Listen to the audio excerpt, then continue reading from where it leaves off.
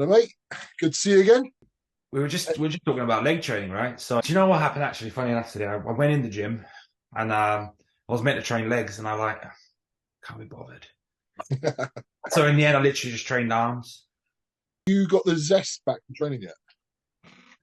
So yes and no. It's like if I if I go, I'm gonna go and train, then I'm like, if I'm not in a mood, then I'm gonna have a shit session a little bit. But if I'm like if I haven't planned it and I just turn up, it's like so much. I don't know. It's maybe because I'm in that mindset of like I'm obviously going away on Friday, right? So I'm kind of like, right, as soon as I get back from holiday, I'll be back on. I reckon. Yeah. Well, the good thing is, obviously, with your gym, you don't have to like speak to a load of people. No.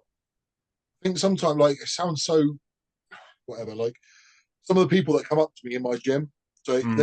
they might even be watching this now. Like, please understand, anyone who's watching this, because I get them to come up to me and be like, "Oh, what's your podcast and stuff?" Um, it's not personal. So just sometimes you want to go in there and just train. Well, you end up talking for ages. My local's called King's Gym, and it's really, really good. But it's like sometimes I can't bother to go there. So this is why I train in multiple different gyms, so you don't get used to the same people where you get seen all the time and you get to chat to them. I'll Yeah, train at like four different gyms. you could, but even the reverse way around. So like sometimes I'll talk. The other day I saw Craig. I walked in and Craig was in there, and he was in between sets, and we ended up talking for about 15 minutes. And Mm. I knew I fucked it for him. I fucked his session because once you're out of that, like Yes. you know what I mean. Especially it was legs as well, and legs. I feel like you need to tap into like you know what I'm saying.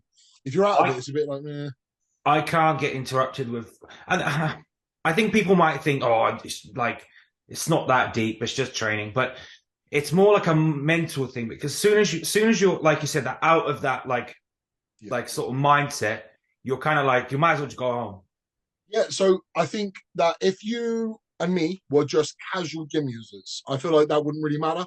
But we're at a point now where you can't just, if you were to go in now for the next month and just train 75%, you ain't progressing shit. No, It's not progressing shit. If you actually want to progress, because progress is what you're doing it for, right? It's fun, but it's because we're progressing and you have to push it. So it's just not good enough to go in there with this sort of like, oh, that'll do. Oh, that'll do. It's not enough. and that's kind of back to if I walk in the gym and I'm like I'm going to train legs, right? But if I just don't feel it, I won't train it. So I'm gonna probably go back tomorrow and train legs tomorrow because I need to be in that mind frame of like, right, I'm here to train legs. Do you not feel like you can overcome that? Like, so sometimes I'll go there for legs and I'll be like, I know what you oh, mean. and you do one or two sets and it just Yes. starts to click. Yeah, do you know what I mean? Or maybe it's just me being lazy today. Like, I just walked in and I'm like, ah. Well, given how what you've been telling me for the last couple of months, I kind of get it because you haven't quite been firing in all cylinders, shall we say? You know what I mean? No. You know, I haven't lost any size, weirdly. Like it just shows you how little you've got to do to maintain that size. But I definitely haven't progressed. I look Yeah, the same. So I've wasted what, like May, June, wow, 2 months, really, 8 weeks. yeah. You've just sort of been ticking over. Just say like definitely not downsized, but definitely not progression. Yeah, yeah, yeah, yeah. Right. So when I get Yeah. back, I'm gonna diet down a little bit. What's And then the what's the situation? So I don't know if you said it on here or not. So you're now not going to be coached by I'm Dan. gonna You're going work to be with coached Hilly. So by yeah, so we've kind of we I've had a chat with him with sort of he sent me a draft sort of plan, and then as soon as because I said to him like there's no point me kind of starting a diet right now. So we're gonna get going as soon as I get back. when you say send you a job plan, was that diet or training or both? All of it. So all of it. So the gear and the training and the everything. And what's your initial thoughts? Mate, it's simple. I said to him, look, I just want a simple diet. I don't want to fuck about with like a bunch of like 10 different types of food and stuff like that. So it's literally just like chicken and rice, chicken and rice. It's but this is what I want. This is what I asked for. So I was thinking this today, funny enough. Just I was driving home from the gym, and I don't know why, I had literally this thought. I I want. It's not even simple. It's not even simple. What I don't want is I don't want a load of like treaty foods. You know, Yeah. I've got plenty of clients, and I don't want to generalize, but fuck, I'm going to generalize. Female clients, they tend to want like chocolatey stuff, sweet stuff, Yeah. Yeah. Yeah. Yeah. or they'll like, for example, if they've got oats and eggs, what they'll do is they'll make a pancake Fuck and they that. drizzle like low calorie syrup and stuff. Do you know what I'm on about? Even the diet, when people like make like fancy cream of rice, we actually were saying down on the podcast, I don't do that shit where people will make like they'll make their cream of rice, then they'll put it back in the microwave, melting chocolate on top, then freezing it. Fuck that shit. Make it, eat it there and then. Could not agree more. Yeah, you know, like when people like they create something, so they do some preparation, put in the freezer, come back, do this, do berries, and you're like, it's too much. Like It is too much, yeah. for me, I just want like actually I don't know what it is. Maybe I'm a boring cunt. I like more bland. I like Well, things to be a bit bland. I'll read you out what I've got, what my diet consists of. Not the amounts, but just like because it's boring, but just like just basically the diet, right? So meal one, chicken and rice with 10 mil of extra virgin coconut oil. So coconut oil, that's my pre-workout meal. Obviously, coconut oil is an MCT, so Meal one is your pre. pre-workout. Then intra-workout, I got 20 grams of EAA, 20 grams of cyclodextrin, creatine, taurine, all the coconut water, all the regular intra-workout stuff. Meal two, post-workout, whey protein and cream of rice or rice and 20 grams of honey. Meal three, chicken and rice, again with coconut oil. Then I got chicken and rice again with coconut oil. Then I've got a beef and rice. Oh, Yeah, so mince and rice. And then I've got yogurt with jam, almond butter, and protein powder. So I've literally got one, two, three, four chicken and rice meals, one yogurt, and one like whey protein, kind of like post workout, straight after post workout. so I think that that's an interesting subject because I feel like that's not for everyone. Right? So I would say the majority of my clients like a little bit of variety. Yeah, yeah, yeah. Whereas, yeah, you and I are probably a little bit easier to satisfy. Well, Um, yeah, if you're a client, I'll kind of make sure that at least the carb sources are like varied. So I might have at least I'll have like a wrap. I'll give them a bagel, and I'll give them rice. And I'm actually quite sparingly with the rice because a lot of people get funny about the rice. Um, and rice is almost like one of those things that unless you're eating quite a lot of carbs, rice is not really that great, is it? Because it's quite dense, right? oh yeah. So Yeah, for me, I would much rather that. I would much rather eat chicken and rice all day long than eat fucking like I don't know. I would say you are. So if you've got like a spectrum, like a complete variety, and then what you're doing, I would say I'm probably slightly more this way. I like to have I have one chicken rice a day, one beef and rice a day, or beef and potato or rice, Yeah, and then Korean like so mine's only just two. Like you've got like five, haven't you? Four chicken and rice and one beef and rice. You've got yeah, five of basically the same meal, whereas I only have two. right. I think So what do you have? What do you have outside of that? meal one, steak and eggs and an apple. I genuinely That's actually my meal one on a rest day. okay, yeah. So on a rest day, that's what I've got in my diet. Do like a minus carbs, so okay, yeah. Yeah, I prefer pro fats for breakfast. I just do. I got into it probably 5 years ago. Right. Got into it about 5 years ago, and it just suits me better. And then meal two, cream of rice, with whey, almond butter, jam.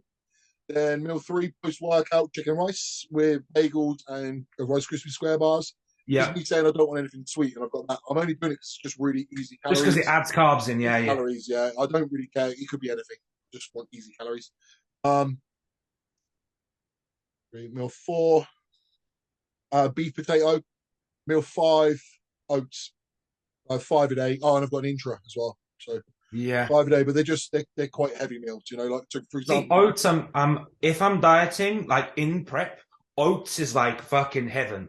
Now I can't. Do you know what? Actually, funny enough, I had some oats earlier because I thought, oh, I'm just gonna do some oats, right? But nah, and that was a struggle to eat. I was just like, Yeah, they're filling, aren't they? I mean, so I have like 150.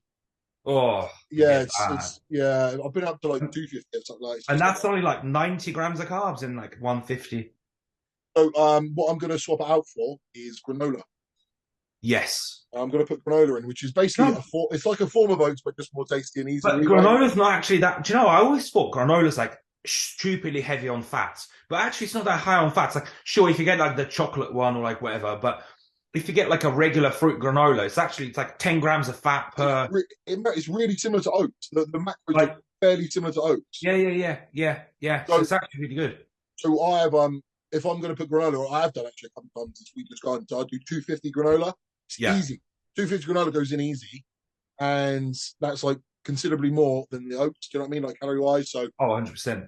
yeah. And So when it comes to like potato, I was never a massive. Do you know what? I go through phases where I love potato and I'll literally have it like 4 times a day, and then I won't have it for like a year and a half.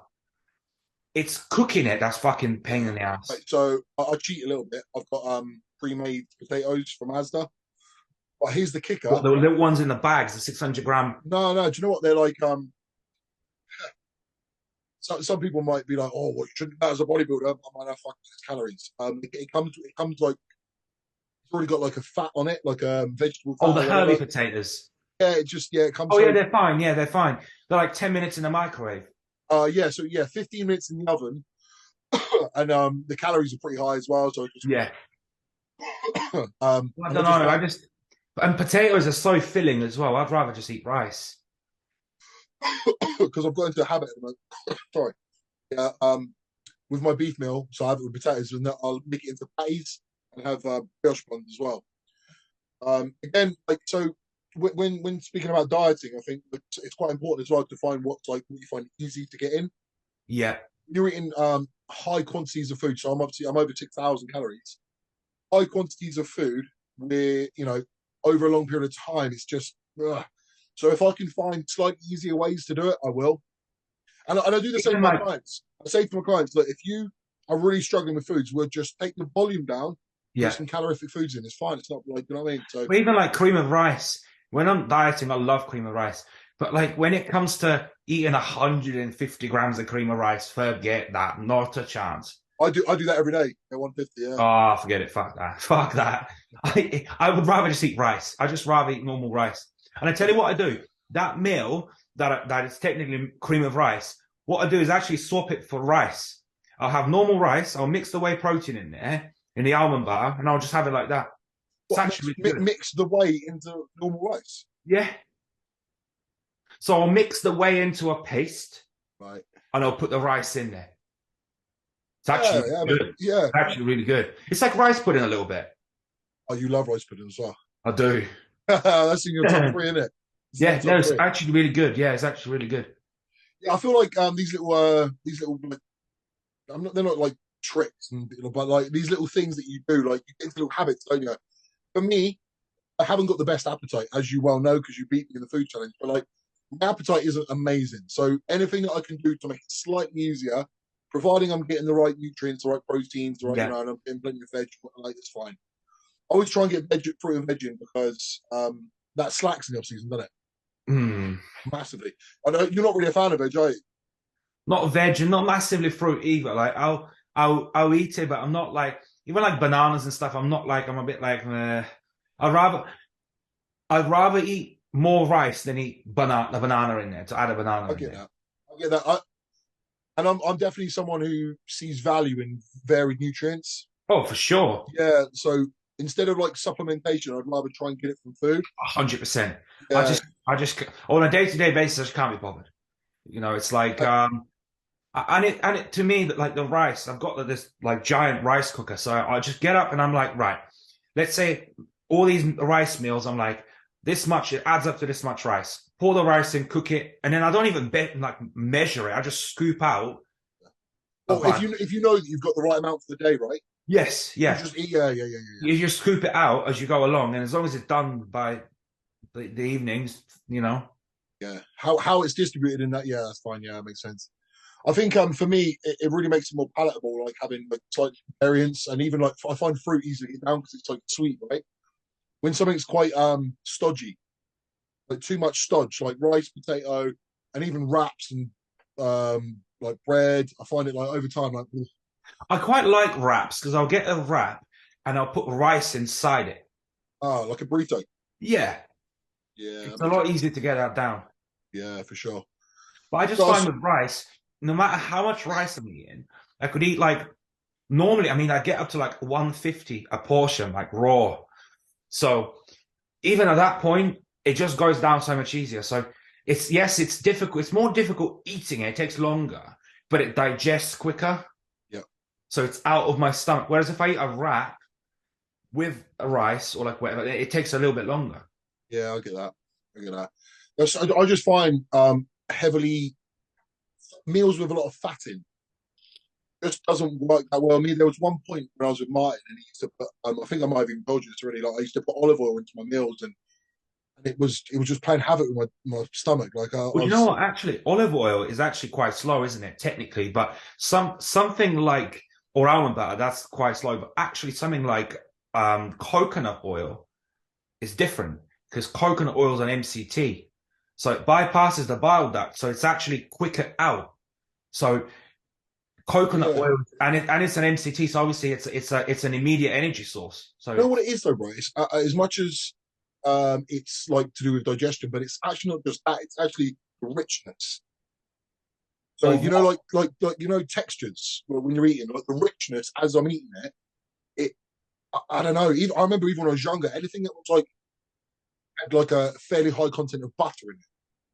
It was as I was eating it. So forget digestion. It was literally as it was going in. I was a bit Oh, like so you just don't enjoy fats. not really, not really. Um, What about like after dark chocolate into like oats and okay, okay. I thought yeah. dark chocolate is very bitter. I struggle a little bit with that, but Yeah, yeah, but I if you mean, mix it with your whey and if you mix it in with yeah, your, like a nice flavor of cream of rice with whey and the dark chocolate. Plus, you're eating like a square or two squares, 20 grams of dark chocolate, you know? yeah, yeah, yeah. But that's what I do. I'll have vanilla rice, white chocolate whey, and then a couple of squares of dark chocolate. Yeah, it's okay. It's all right. Again, it's not my preference. Just yeah. I don't know. To be honest with you, yeah, I'm at the point now. I think that's like markers of how off season you are. Is Yeah. how does cream of rice and oats taste? If Yeah. they're not tasting very good, you're probably quite off season. Do you know what I mean? I can't even look at my cream of rice at the minute. And that shouldn't be like, that's why I said to Hilly, I'm like, we need to do a diet phase to start off. And he's like, yeah, I do that with everyone anyway, just to start, just to kind of get a baseline. Makes sense. Pulled all my fucking drugs off as well, the bastard. What's he going in with? Well, again because it's obviously meant to be just like a cruise. Because obviously when you're dieting, you don't need drugs. So it's 250 testy and 100 mgs of Masteron. Hold on a minute. Elaborate on that. You don't need drugs when you're dieting now. Well, when you're dieting, you're just maintaining, right? You're not in a surplus. You're in a deficit. So your job isn't to try and build muscle. It's to maintain the muscle whilst cleaning up the body fat, right? No, yeah, So plus, because you've got such a surplus of stores body fat, you might even make progress on just that, you know. So in a first part of the diet, you don't really need a whole bunch of drugs, especially like a mini cut. yeah. Typically with clients, when I mini cut people, I'll do it in a cruise phase. It's quite not ironic. It's quite funny because a lot of the times my clients over the years have always assumed that when they're dieting down, like they said, should I not bother with doing tests now? I'll be like, what do you mean? And they're like, well, I'm not dieting down yet, so should I not bother? They'll associate the two together. The I don't know if opposite, you've come yeah. across that. I've come across it quite a lot. Oh, 100%, yeah. Yeah, But, and it's but like, well, that's because people don't understand what these drugs do. that's actually it's quite a funny one because people definitely don't understand. The casual gym user, they'll come on board with me and then they'll be like, well, I've done this, and then I'll tell them what to do, and Like I'm pretty modest. I think you know that as well. Like I'd rather a less dose and then maybe wake you up a tiny bit. And they always want to chuck in X, Y, Z.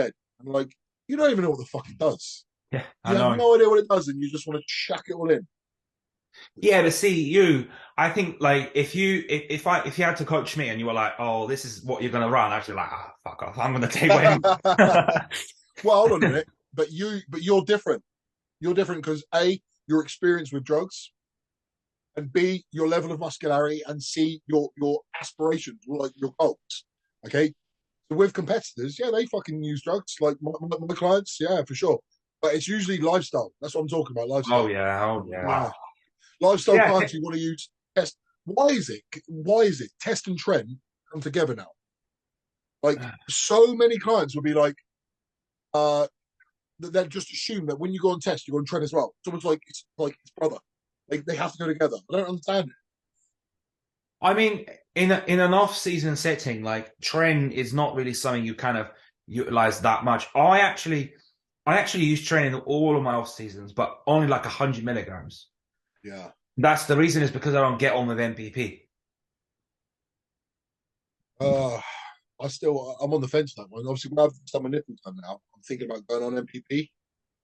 But I don't know if I'm pushing my luck because clearly I'm someone who is susceptible to progesterone, like high levels of progesterone. So MPP is gonna fucking So it if doesn't you're managing your aromatize. estrogen correctly, your progesterone can't go up. Well, so MPP doesn't aromatize, but S does, right? So if I'm gonna MPP start, does aromatize, but at a lesser rate. I don't think it does. Yeah, yeah, because it's an androlone. Yeah, I don't think that it does. I don't know. Let me Yeah, check no, that. it does. It does. It's it does aromatize just at a lesser rate compared to testosterone. Testosterone is obviously going to Like 10 aromatize. times the amount. What's that? Testosterone aromatizes a dramatic. Yeah, I think nandrolone is about 20% of what testosterone does. But if your estrogen is in check, your prolactin shouldn't go up.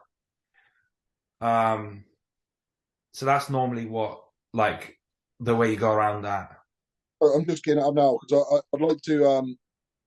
Before we move on, I'd like to know if I'm saying something. I want to make sure that it's factually correct because I don't Yeah, think that it's 20%. That's what you kind of. uh 19 nor is a long-acting ester with a potent androgenic effects, high progesterol activity. Yep, but it is not aromatized. What isn't? Androlone. NPP. I'm certain it does. It does.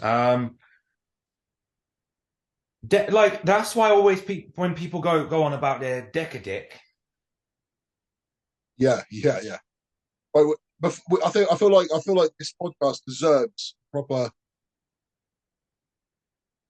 Does Nandrolone, does NPP? Yeah, I'm, so in addition to its anabolic and androgenic activity, MPP has low estrogenic activity via its metabolite estradiol and moderate progesterogenic activity. So nandrolone, if you take testosterone is going to convert into it's going to convert to estrogen via the aromatase enzyme, and is going to convert to DHT via the 5-alpha reductase enzyme, right? Nandrolone, because it's a 19 nor, so it stops at the 19th position, it will convert to dihydronandrolone. right. So DHN. So it converts into dihydronandrolone and aromatizes as well at a lesser effect. And dihydronandrolone is actually quite anabolic as well. Yeah, for sure. So yeah, it will aromatize, but it's obviously as long as you're managing the estrogen. So I think managing your estrogen. It's another one. I want to try and avoid using So AIs. the way to I go don't. around that is you're going to use compounds that will manage your estrogen for you. So we actually talk about equipoise quite a lot. Equipoise is actually going to manage is going to lower your estrogen, because equipoise converts into a different metabolite of estrogen. It's E1.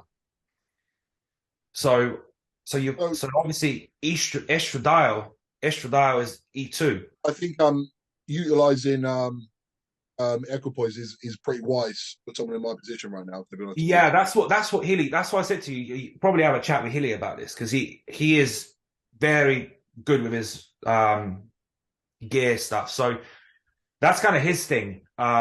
He will use a testosterone to equipoise in 2-to-1 ratio. So Mm. if you're taking twice the testosterone you're taking, but he said that he kind of says like everyone's going to be different. That's why So you first, confirm that again, mate. So let's say I'm taking 600 test, yeah, would then put what EQ in? 300. Okay. But Yeah, that could vary person to person, because everyone's going to aromatize at a different rate. yeah, that's So the for thing you, for me.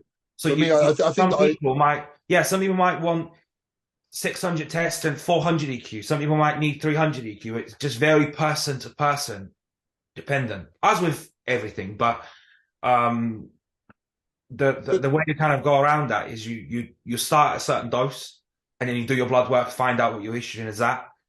one of the other things I like about EQ is that it's highly concentrated as well, isn't it? Like you don't have to pin that much, Yes, yeah, which is yeah. it's such a blessing in it. Like having to write, like to be honest with you, I'm really put off. Like when if you're running like Primo Oh, 10A, mate, it's just I like know.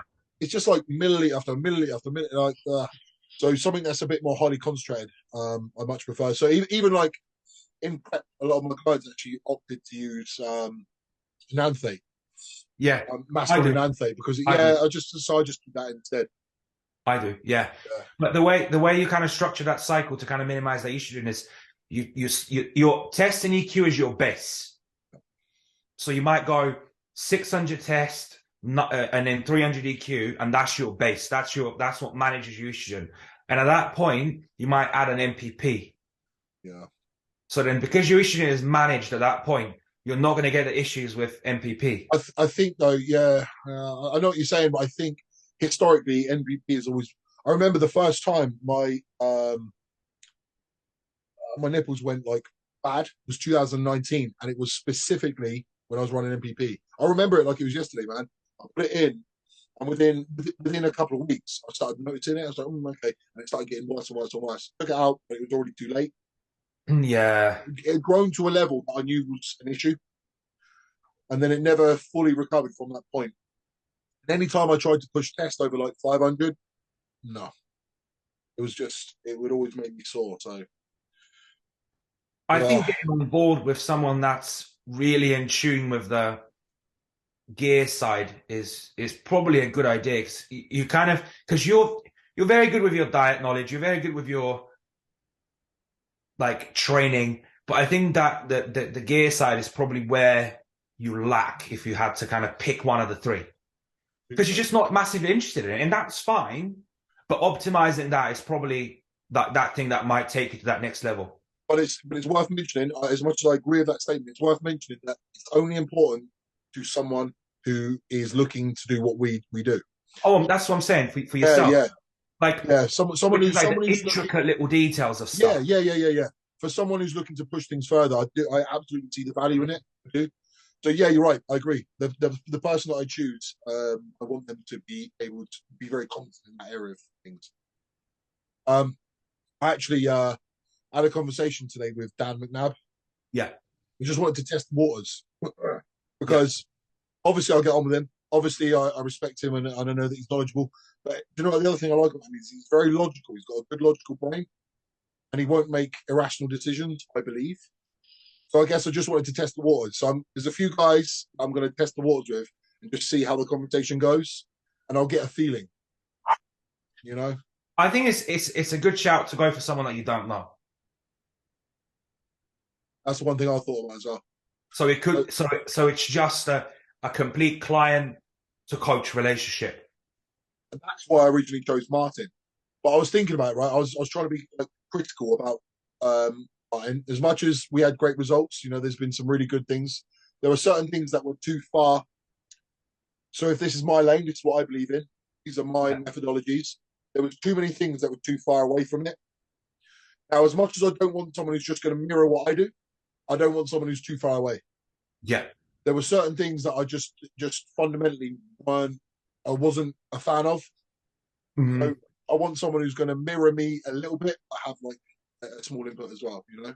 Well, that's why I like Hilly, like I said, because he, in a way, I'm not trying to fucking sell it. That's what I'm kind of like talking about myself in a way that might help you with your Yeah, yeah, choice. no, I Like appreciate it. I appreciate it. when I spoke to him and he goes, right, tell me how you like to do your like what you do. Like, and I said, like, I want a simple diet, I don't want to, so he can sort of build that so then you can kind of enjoy it and stick to it rather than it being, oh, well, no, but you got to eat this. And it's like, well, Yeah, yeah, yeah, yeah.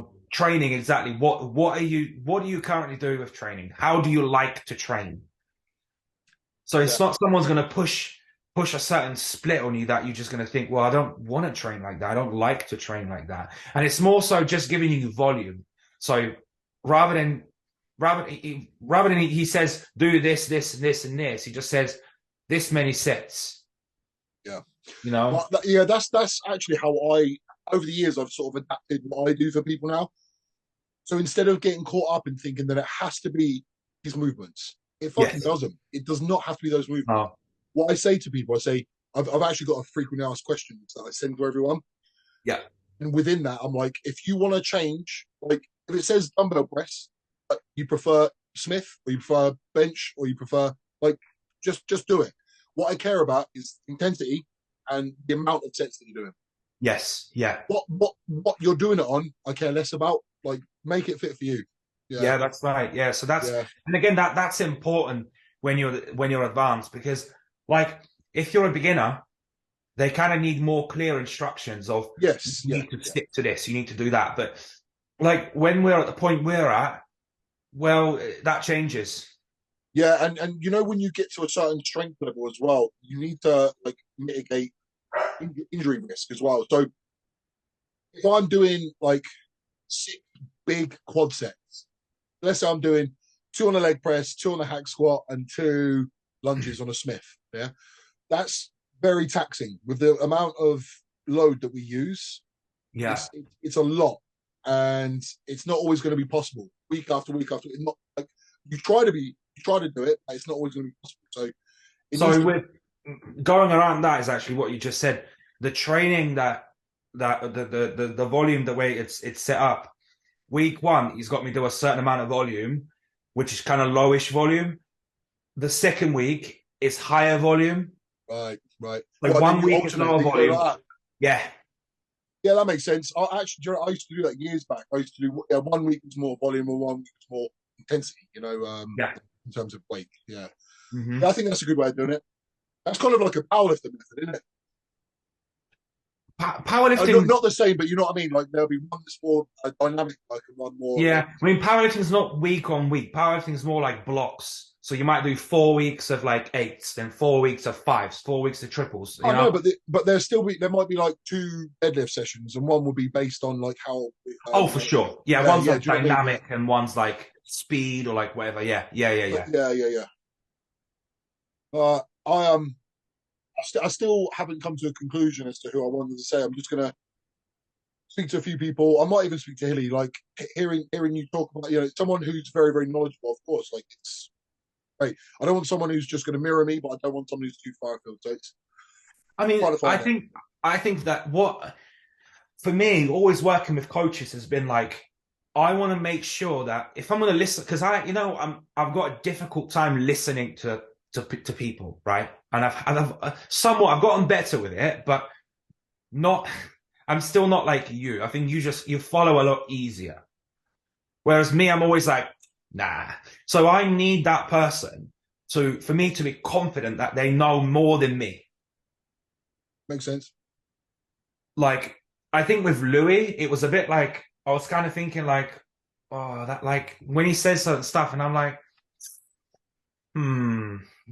So Yeah, yeah, yeah. Okay, that's important. Yeah, you need to.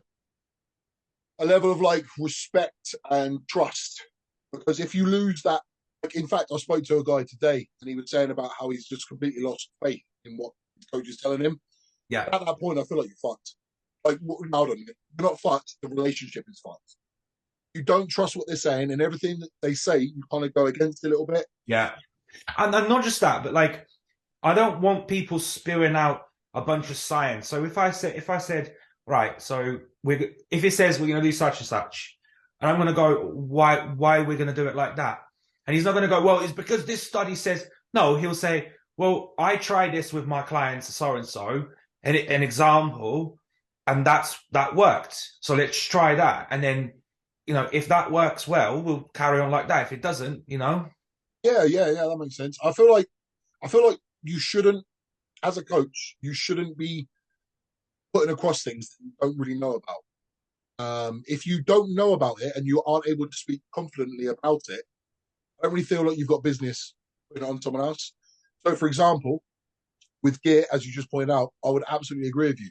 Of the whole spectrum of of all the things, that's the thing that I'm less in.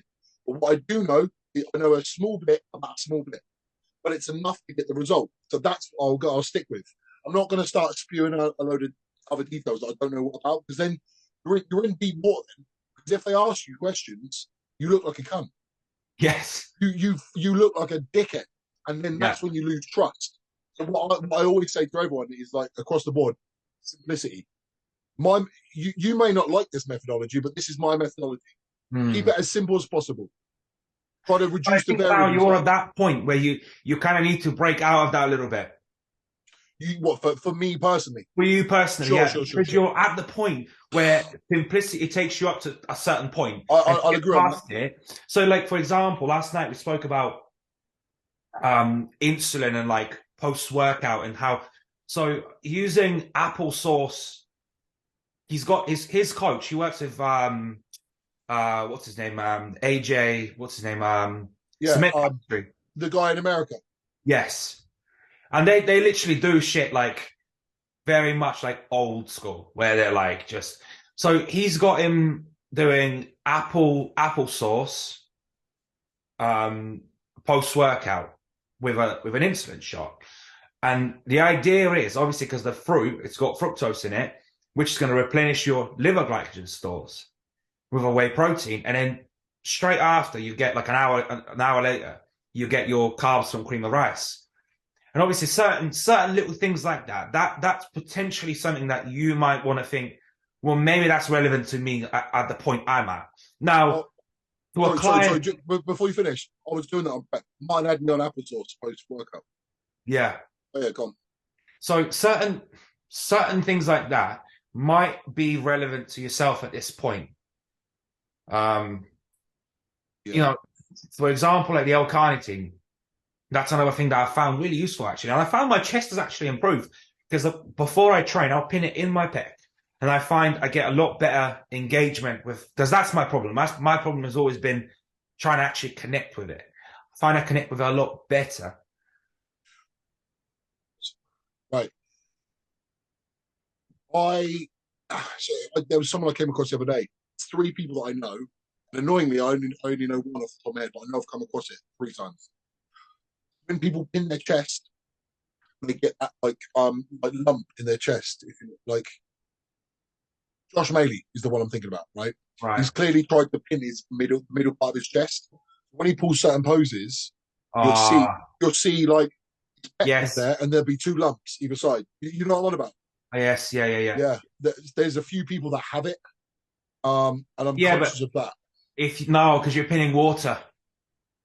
L-carnitine's water based. Yeah. I mean, you can put it anywhere. You can put it anywhere you want. A mil of water, you can't even. It doesn't show. Yeah. Well, it's funny because we've spoken about this on previous like episodes. I don't actually struggle with chest connection. Don't. Yeah. Like, I trained it yesterday. Oh man, my chest has got the mad DOMs everywhere. So it's not even. I don't know what it is. I think it's genetic, because it's not a connection thing. It's not like I'm connected really, really well with my chest. So I don't know why it adds. To be honest. I don't know. So I on that note, actually, I trained chest for the first time in 3 weeks since my I surgery, saw that. Yeah. and I felt great. And I got mad DOMs today, amazing. But what I'm noticing today, my chest feels like it needs to reinflate. Yeah. My chest is absolutely deflated. So I compared a couple of photos pre-op and then like last week. I literally did a side by side. I'm like, fuck, you can really see it's legitimately deflated. And then today, like now when I do this, I feel it's like empty. Hmm. Normally I would Like do that that. prep feeling when you're like, Yes, yeah, yeah, yes. So normally I would do that, and my chest would like pump. Yeah, but it feels like I can grab the skin. It feels like a bit empty, but it yeah. still needs to reinflate, which I'm a little bit concerned about. Like, why is it not inflated the day after training? But I'm going to give What I it would time. do is I'd when next time you walk into the gym, just pump out a bunch of flies, just light, just a bunch of flies, just to try and pump it up. A couple of days in, pump it back. Maybe try something like that where like you're just not pressing, but just fly work, What I just found to get yesterday, blood actually, in it. what I found yesterday was the flies actually felt pretty shit. So I did 2 fly and 3 press yesterday, and the flies I felt really compromised in the stretch position. Doing some cable flies, and I pulled it out. I was like, "Oh shit, I don't know, I didn't like it." So kind of like went very very light and just kept it kind of like smaller range of movement. I We've spoke about this before. I always keep my range of motion quite short on flies. Right, yeah, you do actually, yeah, yeah. And I tell you what, because of that torn pec, I actually do them single arm quite a lot. So obviously I'll do both, but I'll at least do one exercise of just single arm Because then you can like just concentrate more on what you're doing. Oh, on that right, side. right. Yeah, on that side. Yeah, yeah, yeah. I think just where I was a little bit out of practice, so to speak. Um, B. there was Yeah. fuck all weight on there. There was no weight, and I went into the stretch position, and it felt like it could have gone. Right. If I'd gone like quick, It could be a little bit too early still. It might be a bit, it might be a bit too early still to train it. I went on to like I have to remember how much trauma my chest went under like with that fucking the lipo. Like it's really like it's damaged, really Oh yeah. damaged. So and do you know what? When you had yours done, did you find that this movement? So that was the most painful. What I've Yes. just did there. Up. Like if, for example, if I were to hold on to a chin up bar and just hang, that'd be very painful. Yeah. Yeah, that's why pull downs. That's why I said to you last time about pull downs, just to be a little bit more careful about pull down work. So Because I did pull downs the other day, but yeah, I didn't stretch my arm enough. yeah, Yeah, yeah, yeah. It's weird, man. I think sometimes I get in my own head a little bit about my chest because I think to myself, I connect with it. Been training it for 17 years. I'm eating a high level of food, and I'm just like, it's still so flat and empty, and it just makes me like, what the fuck? I don't know what to do about it. So some part of me, like these bodybuilders in Valier or fucking Big Ramy, it's nerve damage that they've yeah. been going. Yeah, I feel like I worry sometimes that that's happened to me because I Mm. had that spondylosis, which affected this side of my body, all of this side of my body. Um, What did that? How did that work? What did that do? so spondylosis, for those watching as well, it's like it's the narrowing of a nerve canal in your spine. So normally it'll be like this, and your nerves will just pass through fine. But bone spurs create so like calcium in your bones basically makes the hole shrink. When the hole shrinks, it compresses a nerve. So in L4, L3 to L7, oh no, I don't know. C, no, cervical. I don't know. Anyway, basically, a part of my upper spine, over 4 vertebrae, is all narrowed, and each one of them, if you look at like a chart, like an anatomy chart kind of thing, and you see where the nerves go to, it was basically to do with my tricep and my pec. Right. So that happened, and it made me considerably weaker, and I started to atrophy as well. So I was really trying to connect my chest, and I just couldn't. And ever since then, I feel like my chest has been a little bit worse. So, Has that gotten better?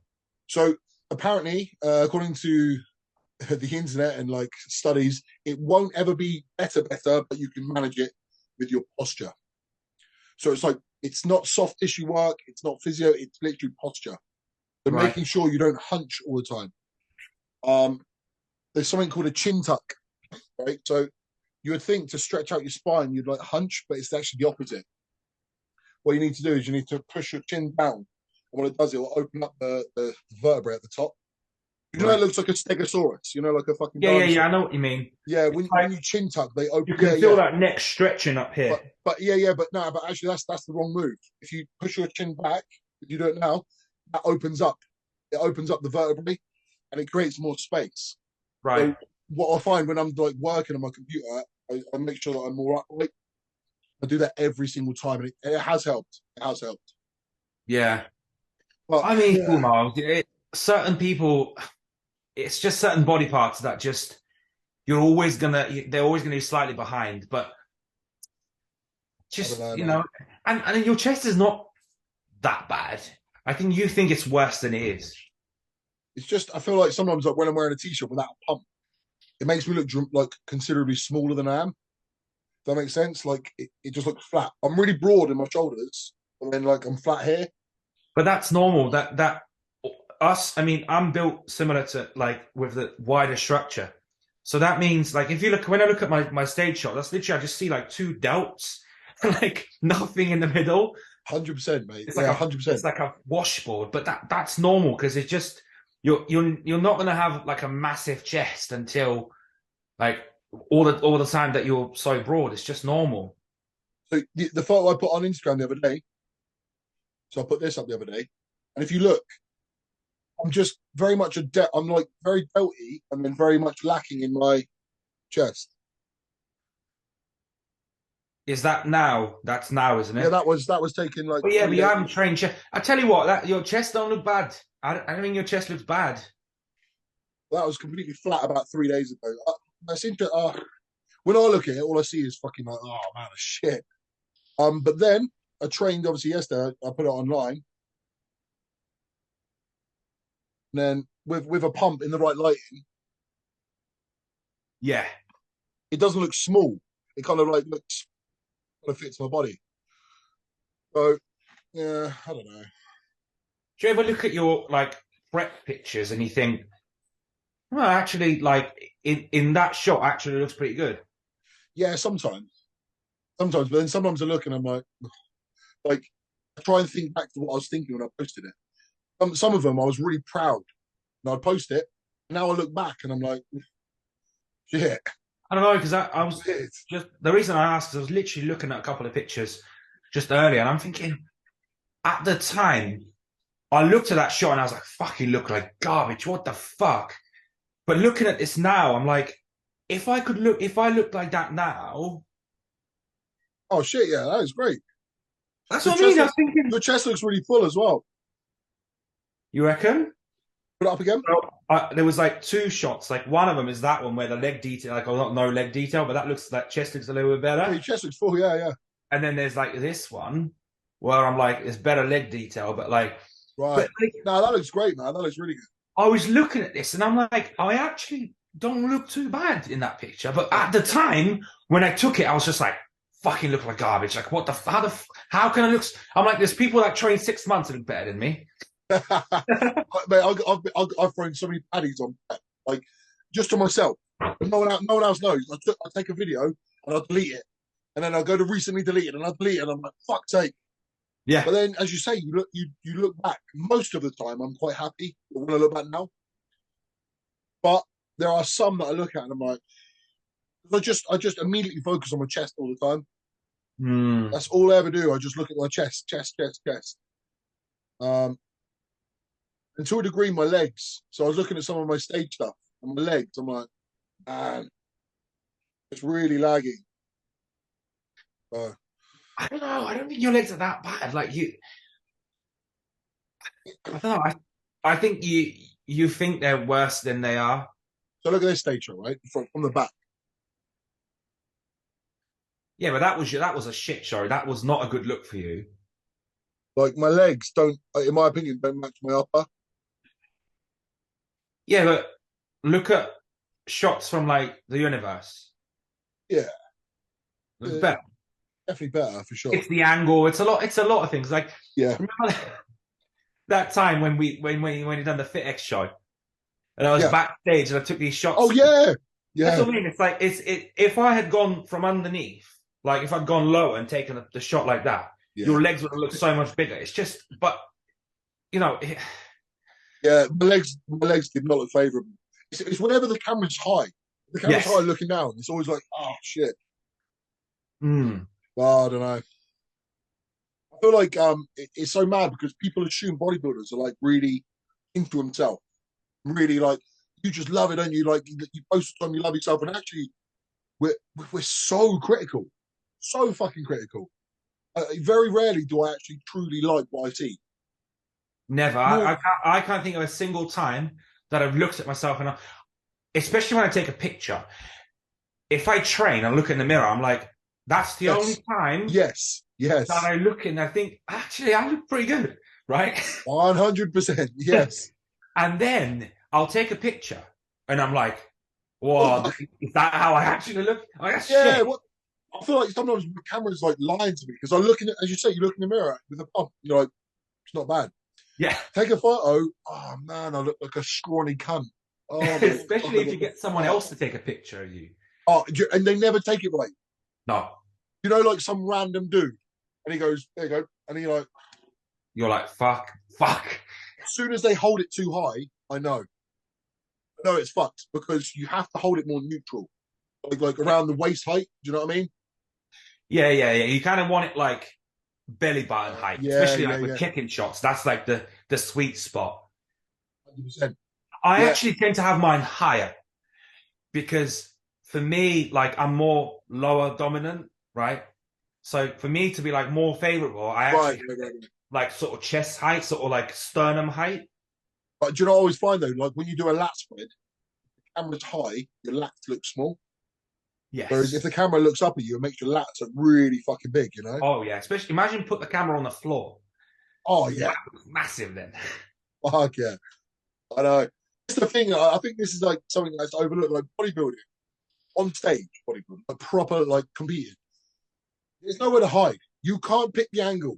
You can't pick the like. You can't pick any of that shit. Yeah. Instagram or at home, you're always picking what looks best, right? And you can sift through no, yes, no, yes.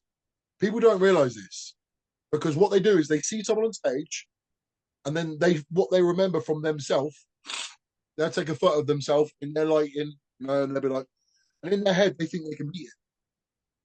They'll be like, I could be that guy on stage. I'm like, Yeah. it's very different looking and then being like, you felt that this year, right? Oh, I tell you what, with my shots this year, I was not a single time and that's partly why I didn't never really posted much because my entire prep I spent it being flat and just because like the first bit was like really low food and really high activity, so I was like inflamed but fat and flat, right? That first bit.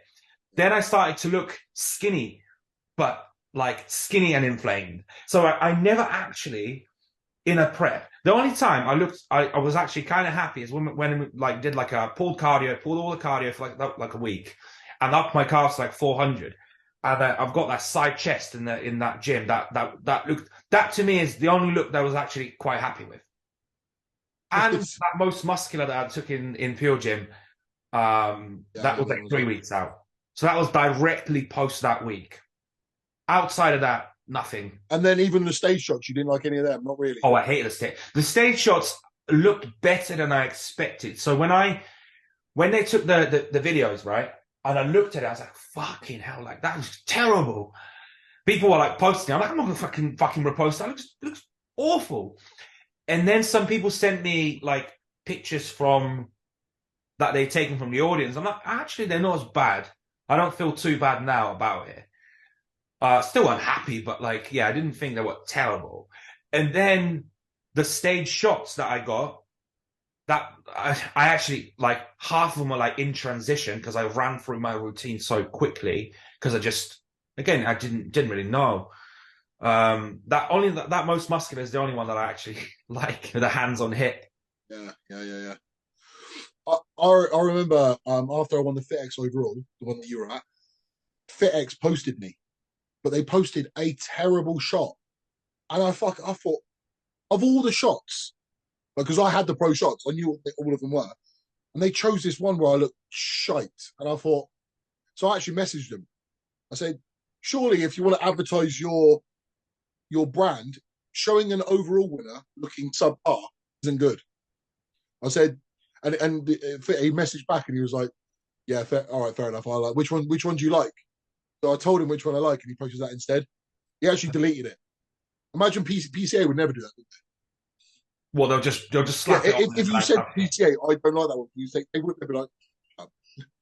But yeah, but Felix, he actually listened to me and he said, no, fair enough, and he changed the photo for me because I was like, what? If you want to like, people are going to see that and they're going to go, what? That guy won the overall. He's shit. I know. I mean? Yeah. You don't want that. Yeah. So it's in your interest as much as it is mine. Like, come on. But yeah. I don't know. But yeah. Hey, there's something I wanted to talk to you about. Remember we've been talking about, I guess we've touched on it before, but like coaches who have a very high price tag and have a very good name in the industry and giving absolute dog shit service. Well, fuck it. I think we should just speak it. We should just speak about it because we've spoken about this. You know. So are we going to say the name? Yeah. Fuck it. Yeah. Disclaimer: I don't know how smart, intelligent he. I don't know. I don't know him well enough to make any real assessment. I've met him a couple of times and he seems nice. Well, I spoke to Riz about it, and he and the other guys, and they said that just feeds off of the fucking name and they ain't got a fucking clue. That's what they said. Bottom feeders. No, okay. Well, I'm not going to claim that he's like a bad guy, and I'm not even here to go fuck this guy. Not at all. Because when I met him, he was nice. So that's the first thing I want to say. But I've been training with a guy, and what he's been telling me, the service is poor. So he would send a check-in video, and not only did he not reply for 3 days, back of it, but he didn't even acknowledge the check-in. He didn't. When he did reply 3 days later, there was no feedback. There was no nothing. He's got him on. I don't know the total androgen load, but I know that he's on over a gram of mast, 700-800 tests. I think he said like 1.2 mast. Yeah, 1.2 mast. Tests. 700. Yeah. And then also he's got him on 62.5 mcg of T3. You've got him on 50 minutes of intense cardio. He'll be like the type of guy that will say out milligrams, like he used like T3 and clean in milligrams. That always used to get me with Louis. Like people like up the clean to 120 milligrams. I'm like, oh my god. I'm like, how the fuck do you want me to listen to you when you don't even know that it's fucking mcg, so it's not milligrams. It's like, but anyway, carry on. Yeah, little details like that. No, I get it. Yeah. So yeah, as soon as he said that to me, and he goes, we train. And he said, do you want to have a little look at me afterwards? Like, would you mind like helping me out? I was like, yeah, cool. Then I'll tell you right now, though, it's not really going to be a fair assessment because you're on fuck all food because he's a heavy muscle guy as well. Oh, he looks great when he sent me the picture. You know, this guy's good. Yeah, from the back especially, he's like, very good. Heavy muscle guy. Tricep looks really good. Yeah. Heavy muscle, fuck all food. Cardio is at 50 minutes and it's intense. His words are exactly this: I go as intense as I can, like literally, like he's drenched after. Yeah. Right. And steps, what was there? 14? 18,000 daily steps. So basically, what it was over the weekend. So he's also worked on the doors, so he's on his feet for quite a lot of the time, right? And he gained 3 kilograms. His resting heart rate was 95. So he said to, I'm worried for my health. And also, I gained 3 kilos. And what? Are you sure you were on plan? And he was like, bro, I was 100. I didn't deviate in anything. And he went, right, we're going to need to push harder.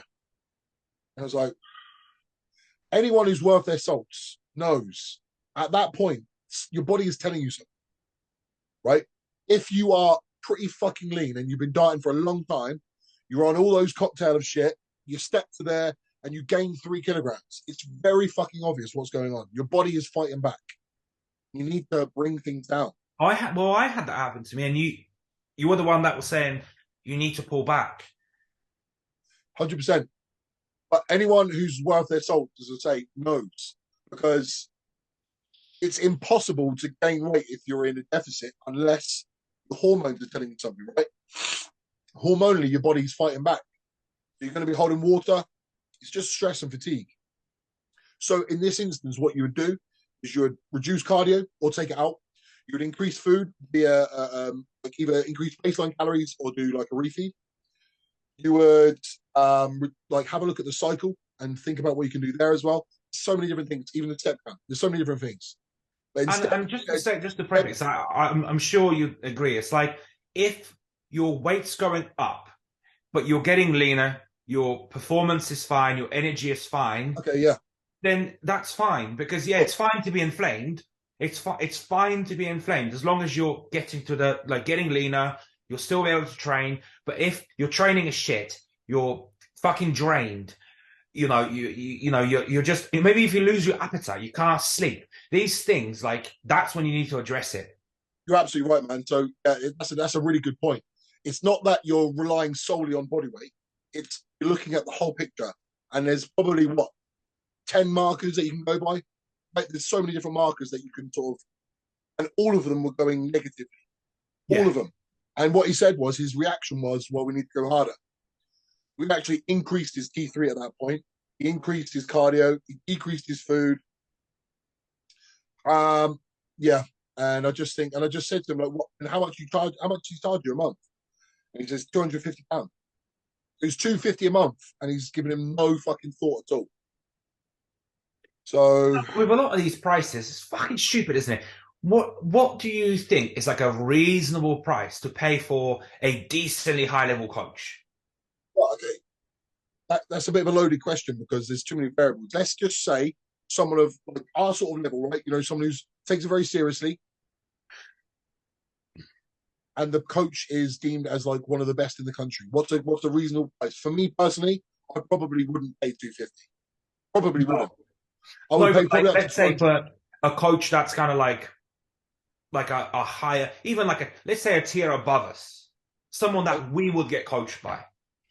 Uh, personally, I wouldn't go above 200. Yeah, I just wouldn't. Is that the same for you? 100%. How much is Hilly?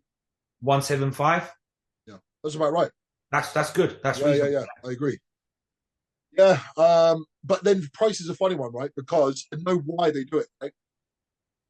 Well, I can't say it's for, I can't speak for everyone, but the more something is, we spoke about this earlier, the more something is, the more people try. If you are putting your price as, let's just say, for example, 125, 150, you're going to get shitter level of clients because they don't take it as seriously. Mm. You see what I'm saying? I think that, and also you kind of want to like keep up with what everyone else is up to. So if you're, let's say, I don't know, let's say if you're, let's say, I don't know, say Tom, right? And he's charging X amount. And then someone that's kind of like at that level Yeah, yeah, yeah. is then charging only 200. Like, you know, you kind of want to be on that sort of same sort of scale. I So totally agree. Yeah, you want to charge relevant to your level. yeah, you know, so, and not just like relevant to your level, but more so, I think it's more status than like, you know, Yeah. So I think my biggest gripe with it is people assume that by going with someone like that, you're getting a better service. Now, better is relative. Just because someone has got a spreadsheet, you know, or whatever, they use all the fancy fucking, you know, all the fucking bells and whistles, all the shit that goes on today, that doesn't mean that it's a better service. Do you know yeah. what? I'd rather someone give me a WhatsApp plan, but they gave a shit. So Gave a he shit. still works on fucking emails. Yeah, great. But So, so what? Well, what but matters this is is what I'm this. saying. That's What matters is perfect because this. you email your check-in, you email him your check-in with like the bits he wants that relevant. And then you've obviously got his WhatsApp in case you want to ask him like immediate questions. Or did you say this is Hilly? Yeah. Yeah, yeah. So it's all done via email. There's no spreadsheets. He doesn't add, there's no spreadsheets. It's just literally just all written up. Mate, that's what I do. So I email the plans, and all communication is via WhatsApp and videos and Yeah. whatnot. But because I personally find this the most personal way. If someone wants to email or if someone wants to do cheats, I don't find it personal. No. And I don't work like that. So that was quite important for me when I was kind of starting out with him. I'm like, I don't like I wanted to kind of find out how he does like the process, right? If he's gonna be one of those coaches that he's like, yeah, you need to measure your blood glucose like 17 times a day and like how many shits you're taking a day, and it's like none of that. We don't do none of that because it's irrelevant. It's irrelevant. It's overkill. We're at a level where if I'm having 4 shits a day, well, I'm gonna tell you. So you're gonna. So I'm not gonna wait till check-in to kind of bring it up. Absolutely. So And do you know what's so mad to me is that this level of like detail that people assume is better, even though it's fucking not. They're doing that for everyone. So they're doing it for their high level clients, but they're also doing it for their like, the people who are just sort of starting out. You know, what I mean by starting out is starting out competing. yeah, They're not a high level competitor. They're getting exactly the same treatment. They're so irrelevant. You don't need to fucking know someone's blood glucose every single day. no. If you're incredibly high level and you're looking for those small fractional percentages, okay. But most people aren't. But even at that point in an off season, you don't need to do it fucking even daily. You don't even need to do it daily.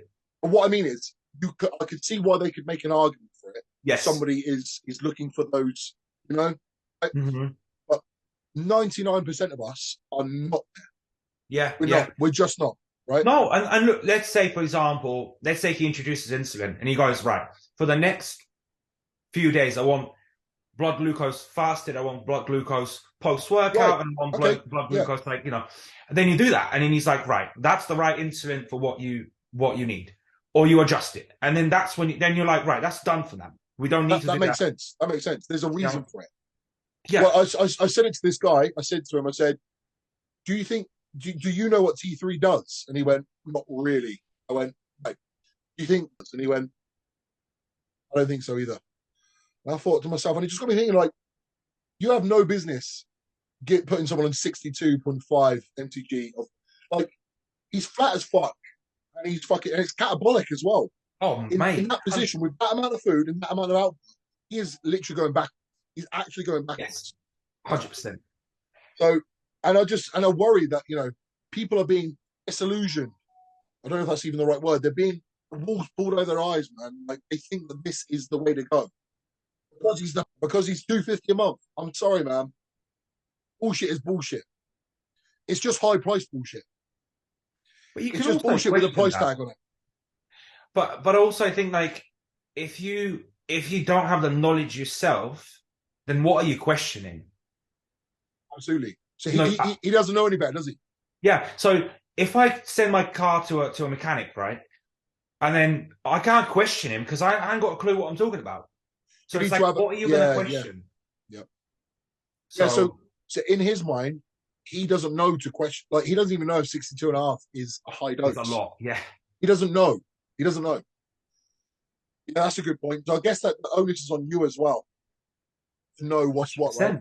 Yeah. And that's why you kind of want to explain it to a client. And again, like, relative to their knowledge, right? It's like, if they want to know, but yeah, I just think a lot of it, people haven't got a clue themselves. They'll work out in like tabs, or how many tabs of that am I taking? It's like they're not even looking at it like milligrams, micrograms. Yeah.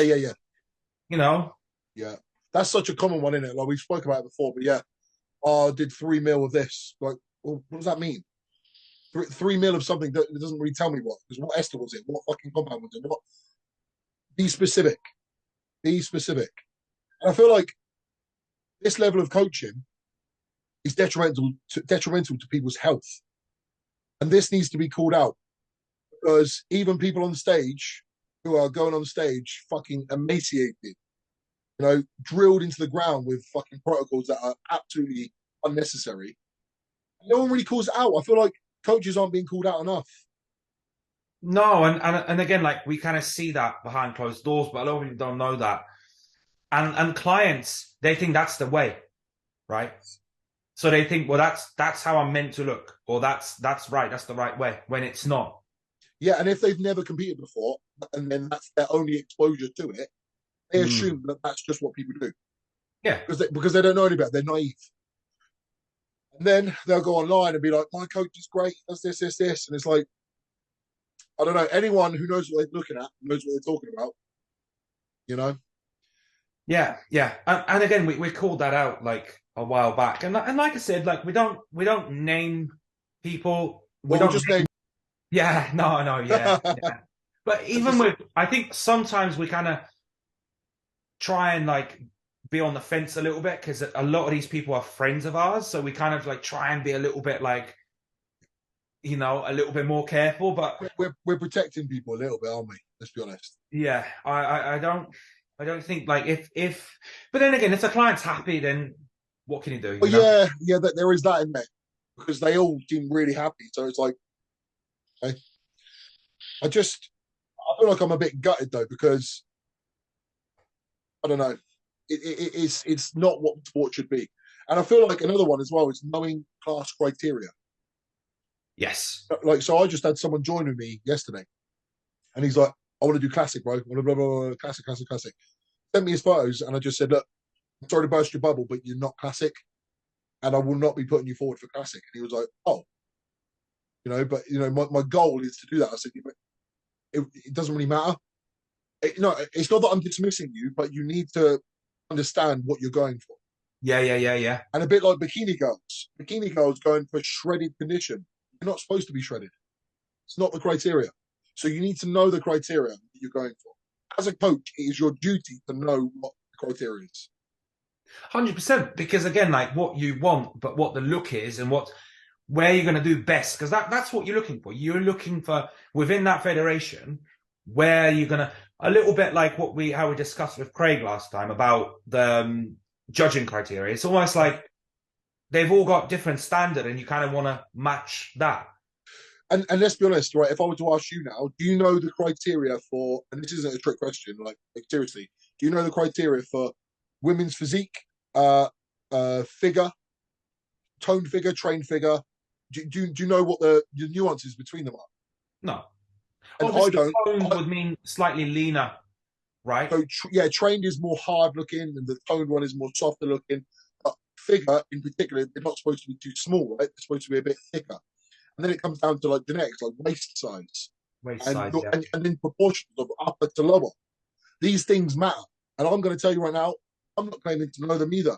I would need to brush up on it. But I don't claim to be an expert in it, and I probably wouldn't take on. If a girl said, "I want to do figure," I'd probably be like, "I don't know if I'm the right coach for you." Oh, 100%. Because I don't feel confident in it, you know. Yeah, So because in order to bring them in that shape, you need to know yeah, what you've got to do. Amy said it. Like Amy's gone with LRF, and I just Oh, want to shout. really? Yeah, and actually, I want to shout him out. So Amy's been with him. He's fucking good, mate. I watch it. I watch him. He offers a very good service. I see it Right. firsthand. He like if anything, I'm like looking at him, thinking the detail that he gives and what he's like. I'm like, Well, he is good with his girls, isn't he? At least, yeah, his record speaks for itself. And the reason why I brought him up is the one say he's really good, and number two, um, the reason why Amy chose him is because she's like, what do I want in a coach? I want someone who has experience in bringing girls in and making pros out of them. If I want that, I go to the guy who does that, yeah, as opposed to some guy who's just chancing it. You know, yeah, he's made more females pro in the UK than anyone else. yeah, So yeah, yeah. like he knows what he's looking at. Yeah. So I just think the expression "stay in your lane." Seriously, some coaches need to stay in their lane because you have no business doing certain protocols with certain people if you don't know what you're doing. You know. And mate, this is it. You can't be the jack of all trades. Like, if someone comes up to me for a sport like boxing or something, I'm not going to try and attempt that because I don't know what they fucking need to do. How you feed a boxer, how you peak someone for a fight. Similar with powerlifting.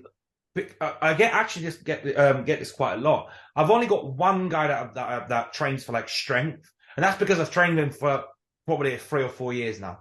I don't take on powerlifters. People would kind of like see us and they think, "Oh, this guy's strong. I'm going to get him to teach me how to be strong." I don't know. No, I've never taken the time to care enough about like understanding it. I know it to a degree, like a really small level. Like compared to an average person on the street, yeah, sure. Yeah, yeah, But yeah, yeah. but for a higher level guy, no way, no And way. even at that point, when he goes, "Oh, how are we gonna like plan? How are we gonna like structure the training. And I'm like, well, I can't come up with a better protocol for strength than like the ones that have already been written by Yeah, like yeah, the 5-3-1 or the 5x5 and a lot of these.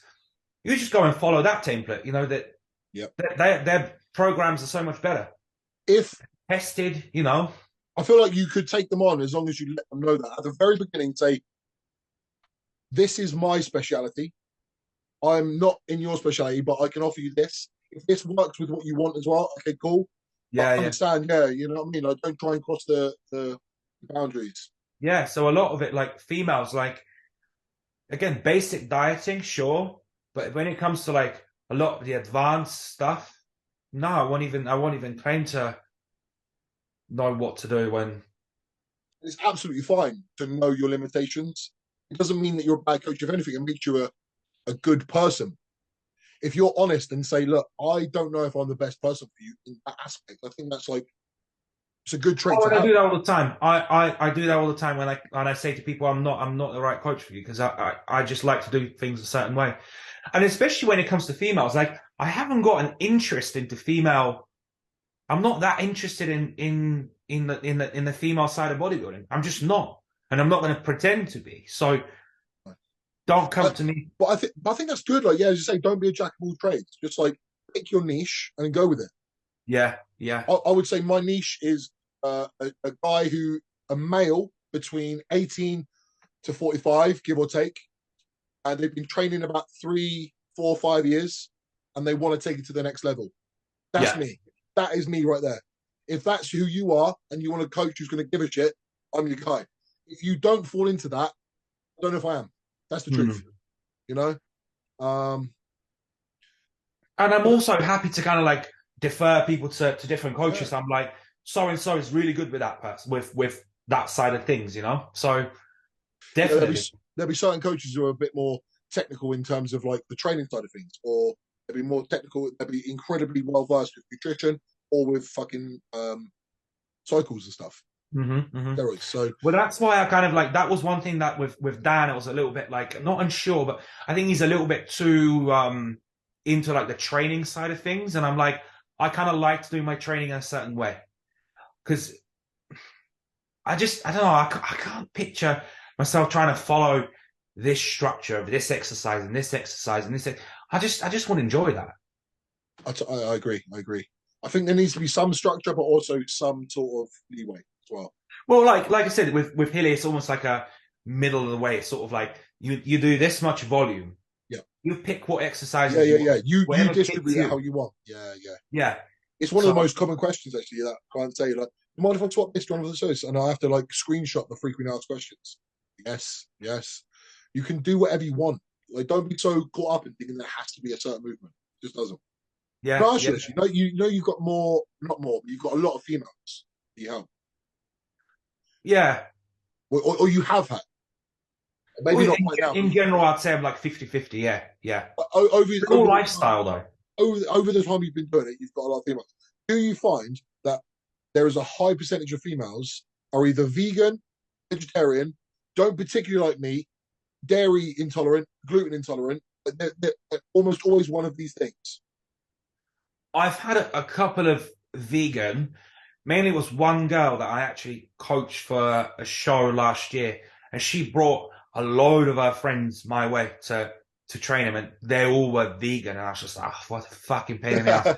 So I had to like look up and research a lot of the vegan stuff, but also they kind of know, so they kind of like tell you, oh, this is really good, and you kind of use that, certain things like certain breads and things like that, but.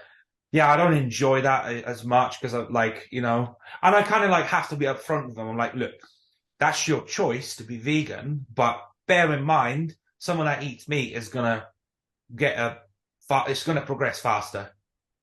Yeah, I mean, I just find that there's for some reason it seems to be a female trait. More females tend to be have specific food requirements. Yeah, Yeah. Do you not find? I find it like every time I take on a female, they're always intolerant to something or don't like something. Like I could, if I was coaching you, I could say, "Go grab a steak now." It'd be fine. yeah. But with women, you can't do that. I know. They don't just go, you know what I mean? They're a bit more specific with what they. And you've got to be a little bit more like creative with their food. Like, so like if say for me, if I need, I'm like, right, rice for a carb source, fats, I'll just chuck in a bit of avocado, right? You can't do that with females. You kind of have to be like, they've got to like fit together. Oh yeah, it has to be like a proper meal. Yeah. Whereas Or you and like, I could just chuck together, da, da, da, yeah. and it's broken down. What's a protein? What's a fat? And what's a carb? Yes. Yeah. I'm absolutely fine with that. But yeah, you're right. It has to be like meals, and they always want, as I say, we said at the beginning as well. They want like a sweet thing. Yeah. Do you mind if I have like something sweet in the evening or something? You know, and you're like, oh, all Yeah. No, no. right. Yeah, it's definitely not my preference. And again, in the interest of like staying in your own lane, I definitely tend to prefer like a fairly muscular male who's looking to take it up to the next level. You know. Yeah, because then it's no fun. I still want my job to be fun. I agree. I agree.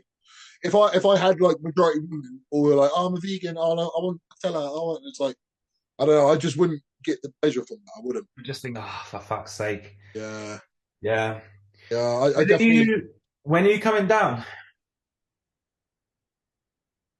I don't know. I'm not getting on with my parents at the moment, so I Right. haven't been down. I haven't been down for a while. It's just I don't know. We're just not seeing eye to eye at the moment. But the moment that's sorted, I will. It'd be good. We should do a session. We should do a I session. think fuck the session. Or just do something fun, like go All train, right. not train, go eat or something. Because the thing is, it's like it's funny because actually someone asked me like, they're like, oh, what's your like favorite podcast to do? I'm like, the thing is, like when I do the podcast with you, I don't even see it as a podcast. It's more like a catch up, like a weekly Yeah, catch yeah. where we just like jump on. It's like we don't do questions. We just jump on and just like chat about like, you know, whereas the other one's a little bit more like bodybuilding and a lot of the like kind of like work related. Yeah. Whereas with that, I kind of see that as like we just like I'm just catching up with my mate, you know? Yeah, and that's a good one. So ever since we changed from 101 to this, 101 felt more formulaic in terms of like it was more within the industry. Yeah, Whereas now we chat. it's Don't more get me fun. wrong, and a lot of it does go back towards it because that's what we do, right? But Yeah, as you say, it's more just a chat. it's a little bit like looser. I quite like it when we do like fun questions, but like something like general life. I think what was it we spoke about last week? It was like, and quite a few people messaged me like, I can relate to that so much. Social media, or was it like? Nah, no, it was like the relationship stuff. Uh, yeah, I think that's like nice, and actually, this is exactly what I want it to be. I want it to be more just like chill. Like we Yeah, just chat about whatever. We don't even need to. There's no planning. Just fucking chat. yeah, And it just 100%. go. It just flows. It just flows. But I think like the relationship stuff's quite fun to talk I about agree. because a lot of bodybuilders don't do that. They kind of like bypass that. Yeah, stuff that's like you bodybuild, but like there's real world shit that goes on as well. So if you can try and talk about that, maybe next time maybe we'll do a Q&A and we try and direct it towards certain areas. Relationship stuff, yeah. It's Yeah, funny. Like, sometimes I'll talk to Becky about stuff, and like we'll argue about something. Like I have like a discussion, and I'm like, I'll ask Ryan. He should go on, ask Ryan. It's like the other day was like because basically, right? I don't know if I should even say this, but fucking say it. right. So I said to her like, you know, so actually, I think you're the perfect person to talk to about this. So like for me, I'm sure like you'd say exactly the same thing. In fact, I know you're going to say exactly the same thing. Like anal is like a deal breaker. Like you've Oh got like yeah. if a bird's not into it, then she's out. Like it's a deal breaker, right? 100%. Yeah. So So is I it, said, so yeah, go. she goes, yeah, not all girls do it. Not all girls do it. So I said like load of them will. And I said she's like, oh, not all guys like it. I was like, trust me. Like I said, most guys want it. It's just like girls get funny about it. Like they don't want to like do it. So it's funny because like we went into this like we were actually away, right? And we went into this like it's like a what's it called? Like it's like a coffee shop. It's like an American coffee shop. You've got it in Manchester. Is it Tim Hortons? Tim Hortons, right? We went in there and Yeah. I was like, we go in the toilets and I'm like, fuck it, let's go. And I'm like, I said, like, I'm going in. She's like, oh, you can't go in dry, like in our house, basically. I was just like, she was like, you can't do that dry. I was like, I'll be all right, you'll be all right. Yeah. Yeah, And so I smart, do yeah. it. And then she's like, now she's like, oh, yeah, she's like, you've hurt my ass now, so I can't do it now. So yeah, she's fucking moaning about it. So I said, well, you gotta go to the doctors. I said, you gotta go to the doctors, get it sorted. Otherwise, like, gonna have to find someone else, gonna have to replace you. She's like, oh, not all guys like it. I was like, trust me. I said, I'll speak to Oh, Ryan. yeah, right. Well, yeah, for me, it's always been a bit of a deal breaker. But you know what? It matters that they're into it, right? If they're just ticking a box, no, no, no, no, no, no. Well, I don't know if I should say it, but again, fuck it. One Yeah. of the first conversations that me and Amy ever had, right? Amy, you here? She's just walked as well, right? One of the first conversations we had, she said to me, she was in Instagram inbox. We were talking about something, and she said, because it was lockdown. She said something like, true anal, thank me later. Right? Trueanal.com, thank me later. Turns out I'd just been on it. I'd just been on it and I just fucking went out. So, and I was like, oh, really? I was like, is that something? Porn? Yeah. Oh, I need to go on it then. Embarrassing time to come in. Oh, what the I fuck? just got you this from the ice cream van. Oh my God. And you're telling everyone my secrets. Well, Amy, hold on, Amy, come in. So, what was that conversation that we had when we first met? Yeah. Go on, say it. You say it in your words. Ryan was telling me the kind of porn he watches, and I was like, you should go on True Anal. And he was like, I've literally just been on it. And I was like, so my ears perked up. I was like, shit. Like, you're like, she's the one. Yeah, what? So you're into the same shit as me? And but it was really important for me that Amy was like actually into it. She wasn't just trying to please me. Like she really actually wanted to do it. Yeah, see, this is the thing. Like, I've always thought with her, she's not, she's like, just do it because I want to do it, but she's not like massively like, you know, when girls are like, I don't mind. And then I've asked her, I was like, are you like proper into it? Or like, she's like, I don't mind it. I was like, I don't want you to not mind it. I want you to like proper into it. I feel like a lot of girls are like that. They're like, oh, I'm so dirty. I'm so this, I'm so that. Like, if you were, you wouldn't sprite your mouth about it. You'd just do it. But yeah. I can't believe this is the first time I've appeared on the podcast. Yeah, I know. What a fucking introduction. Yeah. What an introduction. Anyway, I'll leave was that like, you know, eyes. when the first time you got together, did you do it like the first time you got together? That's when I leave. No, because when the first time I met her, I was just like, fuck it, I'm going in. And that's when I was like, I'm coming back. Oh, so this is a great subject because blokes are like, oh, if the girl puts out straight away, I'm put off. No. I'm like, nah. If she does all the things that I want her to, I'm like, I'm knocking that door straight away, like 100%. Yeah. So, yeah, the first time we met, we went for a walk because everywhere was closed. We went for a walk and we found like this little spot. She had a little blanket and stuff. Put the blanket down. We had an ice cream. And then I went down on her first, and then I fucked her in the ass. First date. Do you know what? This is how I knew she was a keeper. She even had lube on her. She literally had a little tub of fuck it, I don't even need fucking lube. I remember, like, I don't know if you've been to, you know, that gym. Oh, we trained at that gym. You know, Port Solent. Yeah. So opposite it is like a forest. Yeah. Like one time, one of the first times we met, we're like walking in that, like, again, we went for a walk, right? And I was like, fuck it, I'm going in. She goes, oh yeah, but I'm on. So I went in her ass. I was like, fuck it, right? Bro, I'm wearing this like white jumper. The worst fucking thing. So I go in her ass, but you still get the blood, right? Yeah. I'm on, so I was like, I don't give a fuck, right? Yeah. But then we did that. I'm covered in blood. And then we leave, right? I'm like, fucking, I can't. So I'm planned to go to Pure Gym in North Harbour. I drive down to the gym, right? Yeah. Covered in fucking blood, like I've murdered someone. I walk in and this guy comes down, I know him, and he just looks at me like, he's like, you all right, mate? I was like, right. And just like, walked up to try and get changed, and that's oh, shit. Fuck. Mate, so let's say this. Let me put a hypothetical to you. You meet a girl. Yeah. On so well. She's exactly your type. I imagine Bex didn't exist. Like, yeah. We're just hypothetical. She's everything. You're like, fucking hell, this girl is so cool. She's like ticks every box. Yeah. And then you go, then you bring it up, you try and do it, and she's like, oh, no fucking way. right? What do you do? I would try and still like work, like try and convince her. If she goes, nah, I'll probably still fuck it, but I probably won't go back. Even though she's ticking every box. Nah, I can't be with someone that doesn't do anal. I can't for life. Imagine that commit myself for life. No way. I Or I'm gonna have to cheat on her. Like, do you know what I mean? I can't. I I can't. I completely agree. I completely agree. It's literally 100%. it's make or break. Make or Yeah. break. 100%. It is a deal breaker, right? Me and my friend back in the day, we used to have like these like things where we're like, someone took a checklist.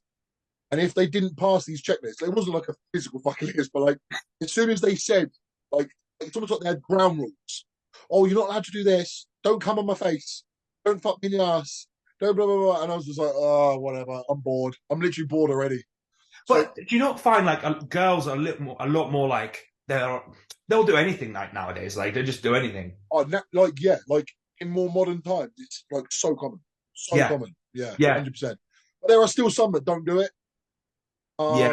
I've spoken to some of my mates before, and they're like, their girlfriends don't even like suck their dick or anything. Ah, Like, and I'm like, and you're still with her? And they're like, yeah, because like, just cool and that. do you know what? Like, I just like to have the option. I might not even want it all the time, but when I want it, I want to know that I can have it. Exactly that. Like, you don't want restrictions. So basically, in your mind, if you're like, I can do that, I can't do that. I can do Yeah. that, I can't do that. No, me and Amy want freedom with one another. We want to like do whatever, you know. And that's what, because she was like, oh well, because like right now, because she can't do it right now. So I said to her, well, we got to get it fucking sorted. She's like, you don't even like it that much. I was like, I do. I said, that's my thing. She's like, you've never said that before. I said, well, it's not even about like whether I want it or not. It's more like if I want to have it, I want to be able to have it. It's like just to have the option. Yeah, I mean, I actually agree. It's definitely my thing as well. And I'm lucky, as I say, because with Amy, one of the things that drew me in is that she'd done it before with previous boyfriends, and she kind of liked it, kind of was, but for whatever reason, since she's been with me, and I'm not, Amy, Here we go. She comes back. I don't want to put words in your mouth, but like if I say that you actually like anal, like I'm not lying, am I? So she's actually into it, like it's actually something that she will even think of. Like, so I won't even say anything. She'll be like, "Gonna fuck my ass tonight." So I'll be like, Yes. "Yes, I fucking." You know what? I think it is how you do it, because there's been times when I'm like in a rush and I'll just be like, no fucking, got to put a finger in first. You can't just like jab it straight in, right? So like, sometimes I'm a bit lazy. I'm like, I'll go in, it'll be fine. But, like you can't do that. You gotta make sure. It depends how turned on they are. I find like if she's relaxed and turned on, I find that she Yes. can it just happens quite easily. But you have to start a little bit slow, but then after a while, you can just He just fucking goes. Yeah. clap it, mate. Yeah. Clap it. Oosh. Yeah. But then, so it's like that. It's like one of them things that if I can't have it, it's not happening. Yeah, there's no way I'd have a girl that I settle down with who was not into it. No way.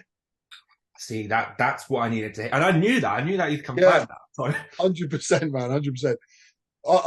It baffles me that people just accept like mediocrity. Like they're really into a load of shit. Their girlfriend doesn't do it, and they're like, "That's fine." do you think that's a bodybuilder thing that a little bit more like weird? Because I tell you what, I've spoke to guys that are like, I don't want to do that. I don't do that. Oh no, like, oh no. It's like either they're lying. Nah, bro. There will be people watching this right now. There will be people going, "What the fuck?" Really? 100%. Not everyone's into it. No way. No way. Nah. It depends. Like, I don't know. There's just a certain. I would say it's pretty popular, but there are definitely some people that are not a fan. Fuck them people. Fuck them people. Well, So like I you're said, mixing out. You're mixing like I out. said to you, that like, but for me, if I meet a girl and the first time she does that, I'm just like, Yeah, 100%. and that was, If her. Like that was her. The first time we met, I was just like, I'm going in. She's like, all right, and then yeah, saying we planned it. She was like, when we meet, I'm definitely doing it, and I was like, fucking right. yeah. I knew it was coming. I literally knew it was coming. It was fucking brilliant, mate. It was outside in the field as well. I tell you what, I've never actually met a girl that's gone, yeah, no, I'll never. That's one thing I'll never do. Um, I might have met a couple, but most of them are at least open to. Yeah. Right? Yeah. Or they'll go, oh, I don't really like it that much, but I'll do it. I'll try it, But it's like, But that's one of the first. That's like one of the first things I ask. Yeah, me too. Once you've got past all the pleasantries, it's like, yeah, so what do you do for work? Oh, yeah, okay, cool. Where do you live? Ah, cool. Anal? You know, yeah. Anal? That's a tick. Yeah. And if they're like, I'm like, If they're like, I'm like, right, I can still convince them.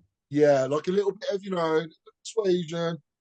If But they went, oh no, definitely never, nah, I'll just be like, okay, well, I'll be honest, mate, it's a tiny red flag. It's like half a red flag. If they're like, because I know, like, it won't turn me on. If she does it, if I fucked Amy in the ass and she's literally like this, tense as fuck, not really enjoying it, I can't get into it. nah, You know what I nah, mean? I need her to be like responsive. You know like what I mean? spreading it and everything, all Yeah, that. Yeah, yeah. yeah, Reaching back, open it up. yeah, yeah. So I'm going for a tough time at the minute. Yeah, well, it's your fault though. Huh? It's your fault though. You did it too hard. I know, mate. And now thinking on it, I'm like, fuck's sake, like, I shouldn't have, but I thought, it'll be all right, it'll be all right. Well, But like, we're getting a hotel on Friday, and we've already talked about how we're going to do it in the hotel. So yeah, got a lovely weekend. hotel's a little bit hit or miss because it's like sometimes it's a bit like, I know what you're saying. I feel like you're in it, like it keeps it a bit more like fresh. yeah. Like a new environment. You like, yeah, I don't know. Do you find sometimes like when you're like together for like a few years, like when you first like get together, you're like you do it outdoors, and it's like, Yeah, yeah, and when you're but a little bit later on, you're kind of like a few years in, you're a little bit like, I'd rather just do it in bed at home. yeah, 100%. And you know what it is? Because like normal life, like we pay bills and we clean the house and we hoover and we fucking like cook and clean and like it's not the same. But when you're first doing it, it's like we would literally drive places just to like Yes, we yeah, would we would purposely drive to the New Forest and we'd just fuck and like yeah. we'd film it and we'd do all sorts of shit, you know. But Oh yeah, yeah, filming it. as Yeah. life goes on and it does change a little bit, but maybe we should, You maybe ever should watch the videos back? yeah, but without the volume, Oh, I always watch them as well. I'm like, bro. But if you hear your own voice, does it not put you off? I don't talk. I don't. I No, try no, and do you not moan or anything?